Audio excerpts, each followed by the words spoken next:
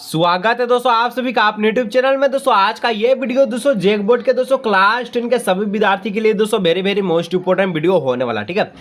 क्यों दोस्तों आज के इस वीडियो में दोस्तों हम लोग देखने वाले हैं 27 मार्च को दोस्तों जो आपका गणित बोल रहे सॉरी, ठीक है, साइंस यानी विज्ञान का एग्जाम होगा दोस्तों, उसके लिए आज के इस वीडियो में हम लोग जो है 19 ऐसे वीवीआई इंपोर्टेंट सब्जेक्टिव प्रश्न को सोल्व करने वाले हैं जो दोस्तों आपके 27 मार्च के साइंस के पेपर में दोस्तों डायरेक्ट आपको बोर्ड एग्जाम में देखने को मिलने वाला है, ठीक है। इसीलिए दोस्तों वीडियो को लाइक, चैनल को सब्सक्राइब करने के साथ साथ अपना आपके जितना भी दोस्तों जरूर शेयर कीजिएगा। और अगर दोस्तों चैनल पर पहली बार आए चैनल को जरूर से सब्सक्राइब करिएगा और बेल नोटिफिकेशन को ऑल पे प्रेस कर लीजिएगा, ठीक है। यहाँ पर दोस्तों पंजीयन संख्या, पंजीयन वर्ष, रोल कोड, रोल नंबर, आपको जिस प्रकार से आप 3 एग्जाम दे चुके हैं, ठीक है, मैथ का दे चुके हैं, सोशल साइंस, हिंदी का दे चुके हैं, उसी प्रकार दोस्तों यहाँ पर भरना। लेकिन आज का ये वीडियो 27 मार्च के विज्ञान के पेपर के लिए, साइंस के पेपर के लिए सबसे ज्यादा मोस्ट इंपोर्टेंट वीडियो होने वाला।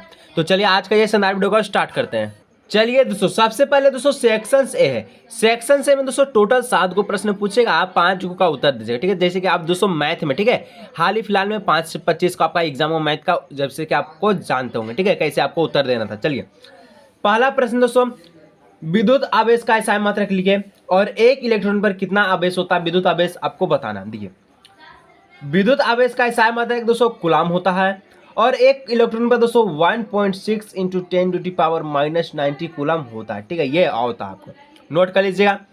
यह प्रश्न दोस्तों आपको ऑब्जेक्टिव में हो सकता है देखने को मिलेगा, जो कि आपको 1 नंबर दिलाएगा। सभी का दोस्तों एसआई मात्रक याद करके जाइएगा। आपको ऑब्जेक्टिव में दोस्तों 10 से अगर 5 से 10 नंबर दोस्तों पक्का करना है तो दोस्तों एसआई मात्रक देख के जाए, ठीक है। अगर नहीं होता है दोस्तों कमेंट कीजिएगा, मैं आपको जो है वीडियो बना के बता दूंगा। चलिए 2 नंबर प्रश्न की ओर बढ़ते हैं, ठीक है। चलिए दोस्तों 2 नंबर का दोस्तों प्रश्न कहता है कि वोल्ट मीटर का प्रयोग कौन सी भौतिक राशि मापने के लिए की जाती है और इसे विद्युत परिपथ में किस तरह संयोजित किया जाता है। वोल्ट मीटर को, ठीक है, देखिए वोल्ट मीटर को दोस्तों हम लोग विभवांतर मापने के लिए किया जाता है और आमीटर दोस्तों आपका विद्युत धारा मापने के लिए किया जाता है, ठीक है। ये दोनों आपको याद रखना है, दोनों में से एक आपका बोर्ड एग्जाम में दे सकता है, ठीक है, ऑब्जेक्टिव में, ठीक है। और इसे दोस्तों विद्युत परिपथ में दोस्तों लोग 5वें क्रम में जोड़ सकते हैं, ठीक है, 5वें क्रम में जोड़ा जा सकता है। किसको? वोल्ट मीटर विभवांतर को दोस्तों हम लोग जो है विद्युत परिपथ में किस तरह जोड़ते हैं, 5वें क्रम में जोड़ते हैं। नेक्स्ट दोस्तों 3 नंबर प्रश्न क्या कहता है कि एक ऐसी धातु का उदाहरण दीजिए जो कमरे के ताप पर, ठीक है, द्रव अवस्था में पाई जाती है। धातु बोला दोस्तों, एक होता है आधातु, ठीक है, जो कि कमरे के ताप पर द्रव अवस्था में पाया जाता है। धातु बोला है तो पारा इसका हो जाएगा, पारा कमरे के ताप पर द्रव अवस्था में पाया जाता है। आधातु की बात है दोस्तों ब्रोमीन हो जाए, ठीक है, ब्रोमीन जो क्या है तो ब्रोमीन एक ऐसा धातु जो कमरे के ताप पर द्रव अवस्था में पाया जाता है, ठीक है, दोनों समझ लीजिएगा। चलिए 4 नंबर क्या कहता है, एल्काइन का सामान्य सूत्र क्या होता है। एल्काइन का दोस्तों सामान्य सूत्र होता है CnH2n-2, ठीक है, ये एल्काइन का होता है, ठीक है, तो इसको नोट कर लीजिए। चलिए नेक्स्ट बढ़ते हैं 5 नंबर की ओर। चलिए दोस्तों नेक्स्ट दोस्तों 5 नंबर क्या कहता कि मेंडल ने अपने प्रयोग के लिए, ठीक है, किस पौधे का चुनाव किया मेंडल ने अपने प्रयोग के लिए। तो मेंडल ने दोस्तों अपने प्रयोग के लिए मटर पौधे का, ठीक है, मटर पौधे का चुनाव किया, ठीक है, चुना यानी मटर पौधे को चुना, ठीक है। 6 नंबर, एक ऐसे जैव निम्नीकरण पदार्थ का उदाहरण है। जैव निम्नीकरण पदार्थ का उदाहरण क्या हो जाएगा, लकड़ी का, यहाँ पर कागज, लकड़ी, सूती, कपड़ा, क्या है, ये सभी का सभी जैव निम्नीकरण का पदार्थ यानी कि का उदाहरण है, ठीक है। चलिए 7 नंबर, उत्पादक अपने ऊर्जा के लिए किस कारकों पर यानी कि किस पर निर्भर होता है दोस्तों आपको बताना। ऊर्जा उत्पादक, ठीक है, तो उत्पादक दोस्तों अपने ऊर्जा के लिए दोस्तों जल, सूर्य के प्रकाश, क्लोरोफिल तथा कार्बन डाइऑक्साइड पर निर्भर रहता है। उत्पादक अपने ऊर्जा के लिए, उत्पादक जैसे पेड़ पौधा है, ये किस पर निर्भर रहेगा, जल पर रहेगा, सूर्य का प्रकाश पर रहेगा, क्लोरोफिल और कार्बन डाइऑक्साइड पर निर्भर रहता है, ठीक है। चलिए अब दोस्तों नेक्स्ट सेक्शंस बी में दोस्तों 8 से लेकर 14 तक का प्रश्न पूछेगा। केवल दोस्तों प्रश्न संख्या आपको 5 का उत्तर देना है और इस प्रकार से दोस्तों 15 नंबर आपको सेक्शन में। चलिए नेक्स्ट बढ़ते हैं प्रश्न संख्या की ओर, ठीक है। चलिए दोस्तों 8 नंबर का था दोस्तों, 1 एम्पियर की परिभाषा लिखिए और किसी परिपथ में धारा की गणना करें यदि 500 कूलम आवेश 10 मिनट में इससे होकर गुजरता है, ठीक है। सबसे पहले 1 एम्पियर का हम लोग परिभाषा लिखते हैं, ठीक है। जब किसी चालक में 1 सेकेंड में 1 कूलम आवेश प्रभावित होता तो उसे 1 एम्पियर विद्युत धारा कहते हैं। इसको सूत्र दोस्तों आप इस प्रकार से लिख सकते हैं, I बराबर जो सूत्र होता है क्या होता है, Q/T, ठीक है। Q क्या है, ये आवेश है, T क्या है, ये संख्या यानी कि टाइम है, ठीक है, सेकेंड वाला टाइम बोले या टाइम है, ठीक है। I क्या, ये विद्युत धारा है। तो दोस्तों यहाँ पर ये समझ लिए। अब कहता है एक न्यूमेरिकल छोटा सा 500 कूलम आवेश 10 मिनट में इससे होकर गुजरता है, ठीक है, तो विद्युत धारा क्या होगा इसका। चलिए इसको हम लोग देखते हैं। सूत्र जैसे कि दोस्तों यहाँ पर मैं लिख दिया, I बराबर जो सूत्र है ये Q/T लिख दिया हूँ तो दोस्तों क्यू कितना है हमारे पास, क्यू दोस्तों यहाँ पर देखिए क्यू आपका 500 है, ठीक है, क्यू आपका 500 कूलम दे दिया गया है। टाइम की बात करें तो 10 मिनट है, टाइम दोस्तों 10 मिनट है, लेकिन ये मिनट में सेकेंड में लाने के लिए क्या करेंगे, सेकेंड में लाने के लिए दोस्तों 60 को हम लोग जो है क्या करेंगे 10 से गुना करेंगे, तो क्या हो जाएगा 600 हो जाएगा, ठीक है। तो यहाँ पर हम लोग जाने क्या जाने, क्यू हमारे पास 500 कूलम है, टी हमारे पास 600 सेकेंड है, आई निकालना, आई बराबर 500 बट्टे में 600, ठीक है। 0 से 0 कट गया, इसको काटेगा 0.83 एम्पियर इसका राइट आंसर होगा, ठीक है। एम्पियर, एम्पियर यहाँ लगा लीजिएगा, ठीक है, एम्पियर इसका राइट आंसर होगा। तो इस प्रकार दोस्तों इसका राइट आंसर हो गया। नेक्स्ट बढ़ते हैं 9 नंबर की ओर, और जो लाइक नहीं किया दोस्तों वीडियो को लाइक, चैनल को सब्सक्राइब जरूर से जरूर कीजिएगा, ठीक है।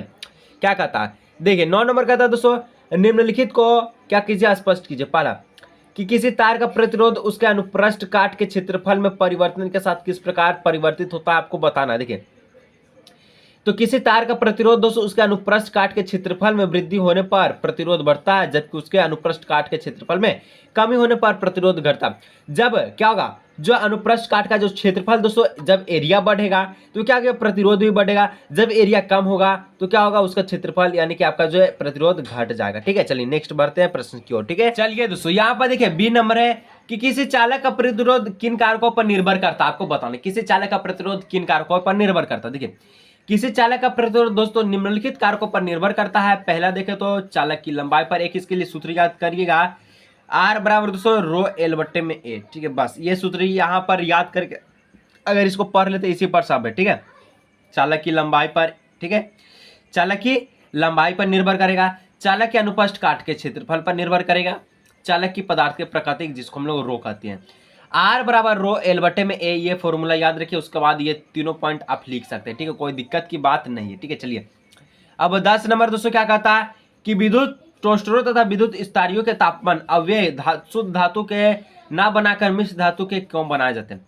टोस्टरों दोस्तों क्या होता है, अगर कोई चीज दोस्तों सैंडविच ये सब हो गया, ठीक है, कहीं अगर आप जाइएगा होटल में तो देखिए वो चिप कर दोस्तों ये आग में डालता है, ठीक है। टोस्टरो उसी को कहते हैं, जो इसके बीच में जो पकड़ने वाला रहता है उसको आग में डालता है, उसको टोस्टरो कहते हैं। स्तारिय दोस्तों आप लोग समझते हैं आयरन को, ठीक है।